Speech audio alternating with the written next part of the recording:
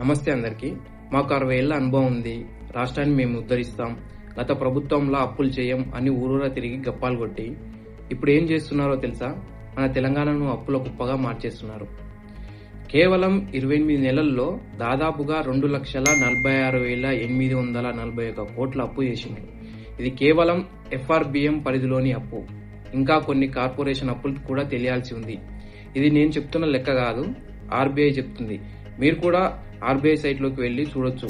మేము తెచ్చిన అప్పు 1/12/2023 నుంచి 28/2/2025 మన ఫిబ్రవరి 28 తారీఖు వరకు లెక్క ఇది నేను చెప్పేది.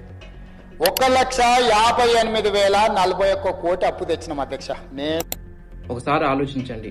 గతంలో కేసీఆర్ గారు చేసిన అప్పు అభివృద్ధి కళ్ళ ముందు కనిపించింది. జిల్లాకు మెడికల్ కాలేజ్, కొత్త కలెక్టర్ ఆఫీసులు, SP ఆఫీసులు, అలాగే పవర్ కోసం యాదాద్రి, భద్రాద్రి, కొత్తగూడెం పవర్ ప్రాజెక్టుల కోసం దాదాపుగా 33,000 కోట్లు ఖర్చు చేసిండు కేసీఆర్ గారు. కాళేశ్వరం, పాలమూరు, రంగారెడ్డి ఇలాంటి పెద్ద ప్రాజెక్టులు కూడా కట్టిండు. అంతేకాదు, రైతులకు నేరుగా వారి అకౌంట్లలో 74,000 కోట్లు వేసిండు. మరి ఈ ప్రభుత్వం చేస్తున్న లక్షల కోట్ల అప్పు ఎటుపోతుంది? ఒక్క కొత్త ప్రాజెక్ట్ అన్న కట్టారా? పోనీ ఒక్క ఫ్లైఓవర్ అన్న వేసిండ్రా? అది లేదు.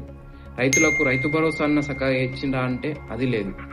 రుణమాఫీ చేసిండ్రా అంటే అది లేదు. తీరా చూస్తే సగం మందికి రుణమాఫీ చేసి ఇంకా అయిపోయింది, మేము రుణమాఫీ చేసేసామని చేతులు దులుపుకున్నారు. గత ప్రభుత్వం చేసిన అప్పులు కడుతున్నామని సింపుల్ గా సమాధానం చెప్తున్నారు.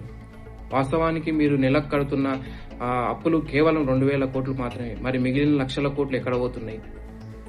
ఇంకో 2.5 ఏళ్లలో తెలంగాణ పరిస్థితి ఏంటి? ప్రతి సామాన్యుడి నెత్తిన ఇంకెంత భారం వేస్తారు? సంపద సృష్టిస్తామన్నారు, అప్పులనే సంపదగా చూపిస్తున్నారు. అభివృద్ధి లేని అప్పు రాష్ట్రానికి గండం. తెలంగాణ ప్రజలారా ఆలోచించండి. ఈ అప్పుల ఊబి నుంచి తెలంగాణను కాపాడేది ఎవరు?